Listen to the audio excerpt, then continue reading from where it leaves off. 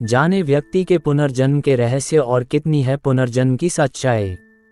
संसार में कुछ वर्ग विशेष के लोग यह मानते हैं कि व्यक्ति का बार बार जन्म नहीं होता तथा प्रत्येक व्यक्ति का केवल एक ही जन्म होता है। इस धारणा को यदि सच मान लिया जाए तो मानव जीवन से जुड़े ऐसे अनेक प्रश्नों के उत्तर प्राप्त नहीं हो पाते जिनका प्राप्त होना अति आवश्यक है।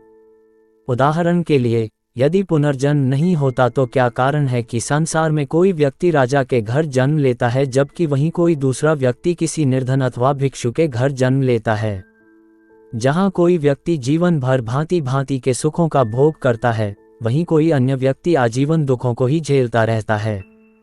कोई आजीवन स्वस्थ रहता है तो कोई जन्म से ही अथवा छोटी आयु से ही विभिन्न प्रकार के रोगों से पीड़ित रहता है। किसी का ध्यान धर्म कर्म के कार्यों में बहुत लगता है जबकि किसी अन्य की रुचि केवल अधर्म तथा अनैतिकता में ही रहती है।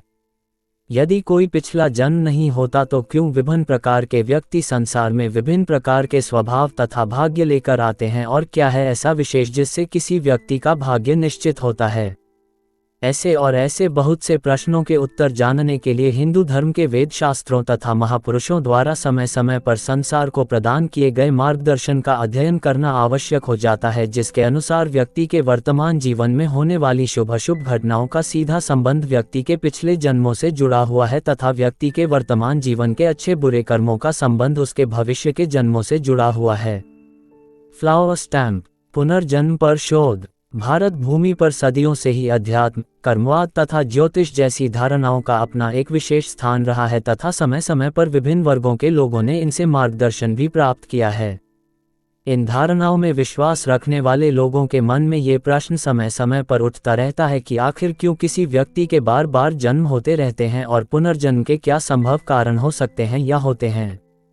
आइए आज इस लेख के माध्यम से यह चर्चा करते हैं कि किसी आत्मा के बार बार जन्म लेकर भूलोक पर आने के क्या संभव कारण हो सकते हैं। पुनर्जन्म क्यों होता है। किसी भी आत्मा विशेष के बार बार जन्म लेकर भूलोक पर आने के मुख्य दो कारण अच्छे बुरे कर्मों का भोग और उस आत्मा विशेष द्वारा विभिन्न जन्मों में लिए गए संकल्प होते हैं। इस लेख के माध्यम से हम इन दोनों ही कारणों का बारी बारी से विश्लेषण करेंगे तथा देखेंगे कि किस प्रकार अच्छे बुरे कर्मों के फलों से बंधी तथा अपने संकल्पों से बंधी कोई आत्मा विशेष बार बार जन्म लेती है। अच्छे बुरे कर्मों के भोग के कारण होने वाले पुनर्जन्मों के बारे में जानने से पूर्व पहले ये जान लें कि वास्तव में अच्छे या बुरे कर्म, जिन्हें सुकर्म या कुकर्म भी कहा जाता है, ऐसे कर्म वास्तव में होते क्या हैं। वैसे तो अच्छे और बुरे कर्मों की परिभाषा कई बार इतनी उलझ जाती है कि बड़े से बड़े पंडितों के लिए भी ये तय कर पाना कठिन हो जाता है कि किसी समय विशेष पर किसी व्यक्ति विशेष द्वारा किया जाने वाला कोई कर्म अच्छा है या बुरा, किंतु अधिकतर मामलों में कुछ सरल दिशा निर्देशों के माध्यम से अच्छे और बुरे कर्म का निर्धारण किया जा सकता है। जन सामान्य के समझने के लिए यह आसान नियम बहुत उपयोगी है कि यदि किसी व्यक्ति द्वारा किए गए किसी कार्य से दूसरों का लाभ होता है तो ऐसे कर्म अच्छा कर्म है, तथा यदि किसी व्यक्ति द्वारा किए गए किसी कार्य से दूसरों को हानि होती है तो ऐसा कर्म बुरा कर्म है, अर्थात जिससे किसी दूसरे का भला हो, ऐसे कर्म को सुकर्म कहते हैं, तथा जिससे किसी दूसरे को हानि या क्षति हो, ऐसे कर्म को दुष्कर्म कहते हैं। अच्छे बुरे कर्मों की मूल परिभाषा समझ लेने के पश्चात आइए अब देखें कि किस तरह से बुरे और यहाँ तक कि अच्छे कर्म भी किसी आत्मा के बार बार जन्म लेने का कारण बन सकते हैं। कोई भी आत्मा जब अपने किसी जन्म विशेष में विभिन्न प्रकार के बुरे कर्म करती है तो उन बुरे कर्मों के लिए निश्चित फल भुगतने के लिए पुनः जन्म लेकर आना पड़ता है। पुनर्जन्म के प्रमाण। उदाहरण के लिए, यदि किसी व्यक्ति ने अपने किसी जीवन में अपनी पत्नी का बहुत उत्पीड़न किया है अथवा उसने अपने उस जन्म में अपने लाभ के लिए बहुत से व्यक्तियों को कष्ट पहुंचाए हैं या फिर उसने किसी व्यक्ति की हत्या जैसा जघन्य कर्म किया है, तो इन सब बुरे कर्मों के लिए विधि के विधान में निश्चित फल भुगतने के लिए ऐसे व्यक्ति को पुनः जन्म लेकर आना पड़ेगा और अपने बुरे कर्मों के फल भुगतने पड़ेंगे। इसके अतिरिक्त भी अनेक प्रकार के बुरे कर्म होते हैं जिन्हें करने की स्थिति में किसी आत्मा विशेष को ऐसे कर्मों के फलों के भुगतने के लिए बार बार जन्म लेने पड़ सकते हैं। यहाँ पर यह बात भी ध्यान देने योग्य है कि अपने किसी पिछले जन्म में किए गए बुरे कर्मों का फल भुगतने के लिए एक नए जन्म में आई हुई आत्मा अधिकतर उस नए जन्म में भी कई प्रकार के बुरे कर्म कर देती है, जिनके फल भुगतने के लिए उस पुनः जन्म लेकर आना पड़ता है। इस प्रकार बुरे कर्म करने का और फिर उनके फल भुगतने का ये क्रम चलता रहता है और इस क्रम के फेर में फंसी आत्मा बार बार जन्म लेती रहती है। बुरे कर्मों के पश्चात आए अब देखें कि किसी व्यक्ति के द्वारा किए गए अच्छे कर्म कैसे उस व्यक्ति के पुनर्जन्म का कारण बन सकते हैं। अनेक व्यक्ति तो इस बात को सुनकर ही आश्चर्य करने लग पड़ते हैं कि अच्छे कर्म करने से भी बार बार जन्म लेना पड़ सकता है, और यदि ऐसा होता है तो क्यों।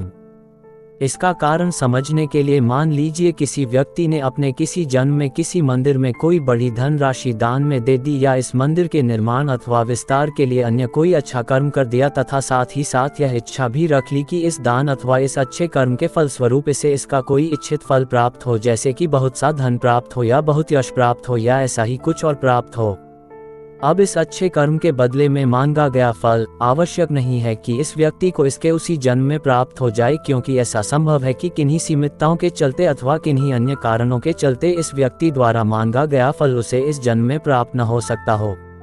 ऐसी स्थिति में ऐसे अच्छे कर्म का फल व्यक्ति के अगले जन्म तक के लिए स्थगित हो जाता है, तथा ऐसे व्यक्ति को उस फल की प्राप्ति के लिए पुनः जन्म लेना पड़ता है, क्योंकि इस व्यक्ति ने अपने उस अच्छे कर्म के फल की कामना की थी, तथा नियति के नियम के अनुसार अब इस व्यक्ति को वह फल तो प्राप्त होना ही है, फिर भले ही इस व्यक्ति को उस फल की प्राप्ति के लिए एक जन्म और भी लेना पड़े।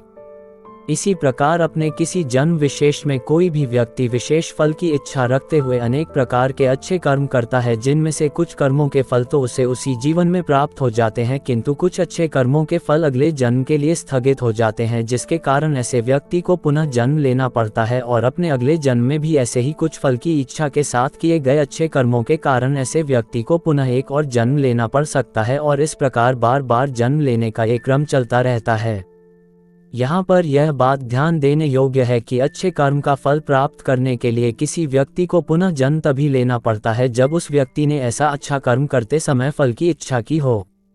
यदि कोई व्यक्ति अपने किसी जन्म में अनेक ऐसे अच्छे कर्म करता है जिनके लिए ऐसा व्यक्ति फल की इच्छा नहीं रखता, तो ऐसे बिना फल की इच्छा रखे किए गए अच्छे कर्म व्यक्ति के पुनर्जन्म का कारण नहीं बन सकते, क्योंकि इस व्यक्ति ने तो अपने अच्छे कर्मों का फल मांगा ही नहीं अथवा चाहा ही नहीं, जिसके चलते इन कर्मों के भुगतान के लिए पुनर्जन्म नहीं होता।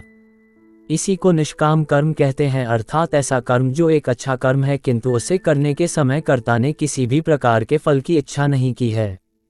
इसलिए किसी व्यक्ति के अच्छे कर्म उसके पुनर्जन्म का कारण केवल तभी बन सकते हैं जब इन कर्मों को करते समय ऐसे व्यक्ति ने इन कर्मों के शुभ फलों की इच्छा की हो, अन्यथा नहीं। पुनर्जन्म का चक्र। कुछ लोग कई बार ऐसा प्रश्न भी पूछ लेते हैं कि इस प्रकार तो यदि हम बुरा कर्म करके उसके फल की इच्छा भी न करें तो ऐसा बुरा कर्म भी निष्काम कर्म हो जाएगा, और इस प्रकार हमें बुरे कर्म के फल का भुगतान करने के लिए भी पुनः जन्म नहीं लेना पड़ेगा। ये केवल एक भ्रांति ही है कि बुरा कर्म भी निष्काम हो सकता है, तथा इस तथ्य को भली प्रकार से समझने के लिए सबसे पहले ये जान लें कि बुरे कर्म का फल एक ऋण की भांति होता है, जबकि अच्छे कर्म का फल एक कमाई की भांति। और जैसा कि हम सब जानते ही हैं कि जिस व्यक्ति ने किसी से ऋण लिया हो, ऐसे ऋण को माफ कर देना ऋण लेने वाले के हाथ में नहीं होता। इसलिए चाहकर भी कोई ऋण लेने वाला व्यक्ति केवल अपनी इच्छा मात्र से उस ऋण से अपने आप को मुक्त करने का संकल्प लेकर ऋण मुक्त नहीं हो सकता, तथा ऋण से वास्तविक मुक्ति के लिए इस व्यक्ति को ये ऋण चुकाना ही पड़ेगा। इसलिए बुरे कर्म को बिना फल की इच्छा से करने के पश्चात भी उसका फल भोगना ही पड़ता है। वहीं पर किसी अच्छे कर्म का फल हमारी कमाई होता है या हमारी जमा पूंजी होता है, तथा इसे ठीक उसी प्रकार अपने संकल्प से छोड़ा जा सकता है जैसे कोई भी व्यक्ति अपनी कमाई या जमा पूंजी को छोड़ सकता है। बिना फल की इच्छा के किया गया शुभ कर्म ही निष्काम कर्म कहलाता है, तथा सभी प्रकार के कर्मों में केवल निष्काम कर्म ही ऐसा कर्म है जो व्यक्ति के बार बार जन्म लेने का कारण नहीं बनता। इसका कारण भी बहुत स्पष्ट ही है। आपने परिश्रम किया और आपने उस परिश्रम का फल न लेने का निश्चय किया। परिश्रम का फल लेना या न लेना परिश्रम करने वाले की इच्छा पर ही निर्भर करता है, तथा संसार में प्रत्येक व्यक्ति को निःशुल्क परिश्रम करने की स्वतंत्रता प्राप्त है, किंतु संसार में किसी भी व्यक्ति को ऋण लेकर अपने आप ही उस ऋण को माफ करने की स्वतंत्रता प्राप्त नहीं है, तथा ऐसे ही नियम अच्छे बुरे कर्मों के फलों के विधान में भी सत्य होते हैं। इसलिए यहाँ इस बात को जान लेना और समझ लेना आवश्यक है कि जन्म के बाद जन्म लेने की इस यात्रा में किसी आत्मा के मोक्ष अथवा मुक्ति प्राप्त करने में जितनी बड़ी बाधा बुरे कर्म होते हैं, उतनी ही बड़ी बाधा फल की इच्छा रखकर किए गए अर्थात सकौम अच्छे कर्म भी होते हैं, क्योंकि दोनों ही स्थितियों में आपको ऐसे कर्मों के फल भुगतने के लिए पुनः जन्म लेना पड़ता है। स्वामी विवेकानंद ने कहा है कि आत्मा की मुक्ति की यात्रा में बुरे कर्म लोहे की बेड़ियां जबकि सकौम अच्छे कर्म सोने की बेड़ियां हैं, किंतु बेड़ी तो बेड़ी ही है, फिर चाहे वह लोहे की हो अथवा सोने की। पुनर्जन्म का सिद्धांत। इसलिए यदि आप चाहते हैं कि बार बार जन्म लेने के इस क्रम से आपको छुटकारा प्राप्त हो तथा आपको मोक्ष अथवा मुक्ति प्राप्त हो, तो उसके लिए आवश्यक है कि आप बुरे कर्मों को करना बंद कर दें तथा अच्छे कर्मों को करते समय उनके फल की इच्छा को त्याग दें, अर्थात निष्काम अच्छे कर्म करें जिसके चलते आपको ऐसे कर्मों के फल भुगतने के लिए पुनः जन्म नहीं लेना पड़ेगा।